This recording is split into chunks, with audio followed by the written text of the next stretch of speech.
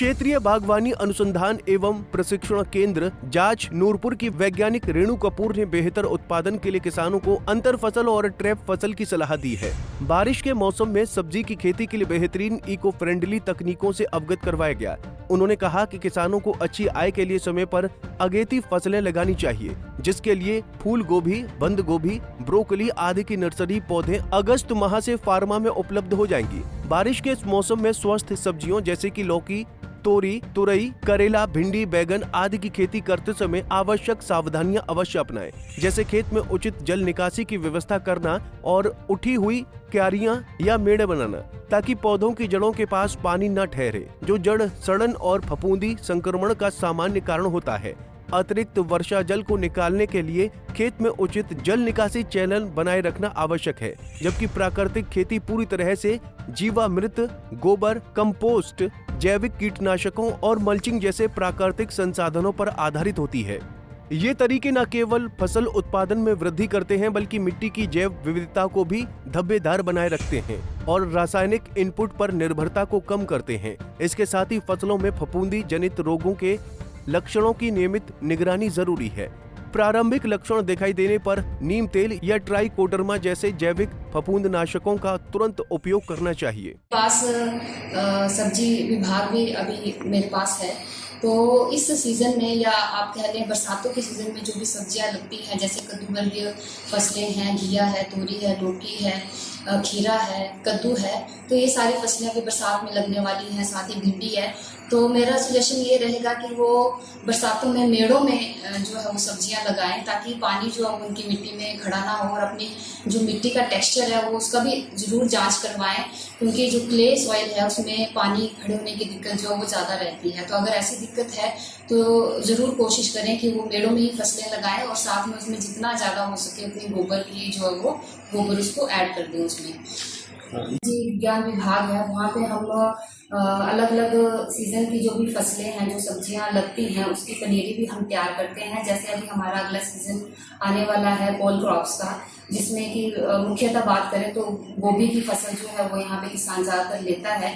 तो उसमें मैं बता दूं कि उसमें अगर किसान अगेती फसलों का इस्तेमाल करेगा, जो भी अगेती वैरायटीज़ हैं गोभी की, उसका इस्तेमाल करेगा, तो वो अच्छे से अच्छे इनकम जो वो प्रॉफिट जो उसको उसमें से मिल सकता है। तो अभी हमने जुलाई एंड से हमने नर्सरी का काम जो है वो पनीरी का काम जो है वो स्टार्ट कर रहे हैं, जिसमें हमारी जितनी भी कॉल क्रॉप्स हैं, गोभी है, आपका ब्रोकली है, और जैसे पालक वगैरह ये सारी चीज़ें, मटर है, ये सारी चीज़ें अब हम लगाएंगे तो इसकी फसल जो है वो आगे ले सकते हैं।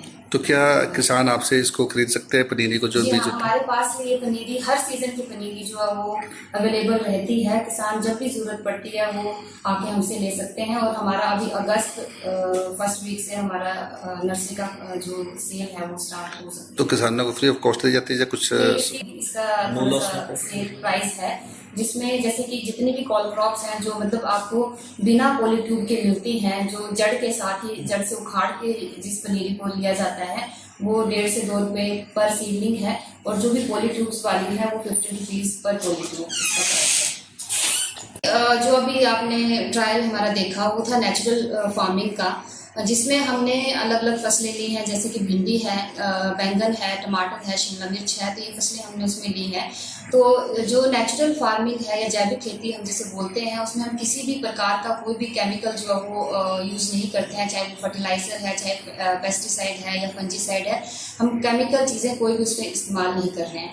तो उसमें जो भी हम फॉर्मुलेशंस इस्तेमाल कर रहे हैं वो है गाय के गोबर से मिलने वाली है, या उसका गाय का जो गोमूत्र है उसके ज़रिए हम फॉर्मुलेशंस उसमें बनाते हैं, जैसे कि जीवामृत हो गया, बीजामृत है। तो ये सारी जो भी हमारे फार्म में हमें जो भी इनपुट्स मिलती हैं उसी से हम फॉर्मुलेशंस बनाते हैं।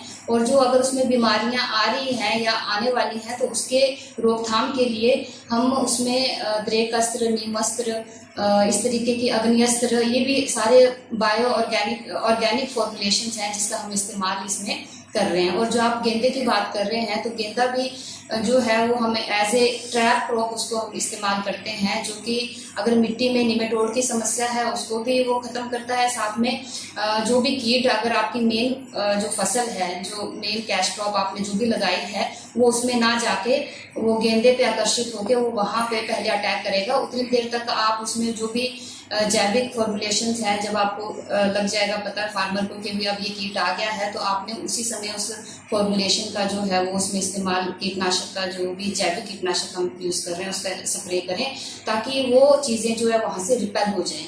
ये ख़त्म नहीं करेगा उसको, लेकिन रिपेल करेगा वहाँ से। तो जो नेचुरल फार्मिंग है उसमें हम एज ए प्रिकॉशनरी मेजर ही लेते हैं कि हम पहले ही उस चीज़ को वहाँ पे आने ना दें, उस कीट को आने ही ना दें। पंजाब केसरी टीवी के लिए नूरपुर से संजीव महाजन की रिपोर्ट। हमसे जुड़े रहने के लिए हमारे YouTube चैनल को सब्सक्राइब करें और नई वीडियो की नोटिफिकेशन के लिए बेल आइकॉन को दबाएं। अगर आप ये वीडियो Facebook पर देख रहे हैं तो लाइक जरूर करें और ज्यादा से ज्यादा शेयर करें। इसी तरह के और भी अपडेट्स के लिए फॉलो करें हमारा Instagram पेज himachal.ke।